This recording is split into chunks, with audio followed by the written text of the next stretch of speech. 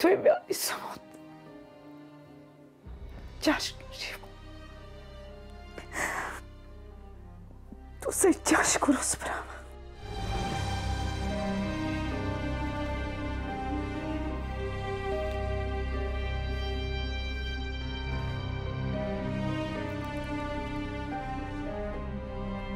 Všetko deti so mnou prežívali.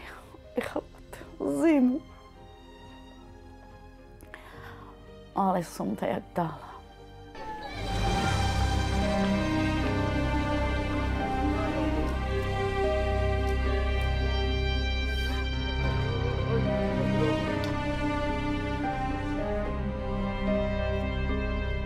Keď žena rodí mužovi, to je radosť, že aj pekne z ňou žije, a pokiaľ žena mu nerodí, to je, no jak teraz, nemáme deti v dome, nie? To je smutné, ale jak som tu sama, aj keď u mne tiež manžel tu, tak, lebo on ma podvádza už 23 rokov.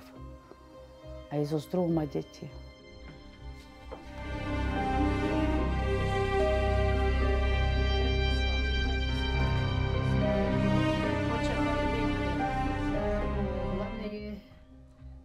A že už to nedáva ani ten zmysel, ale ja im stále do toho dávam, že nech nezdávajú sa, že ako veria tomu, že jedného dňa, že ten zákon uskutočňuje sa a že aj budú uškodnení.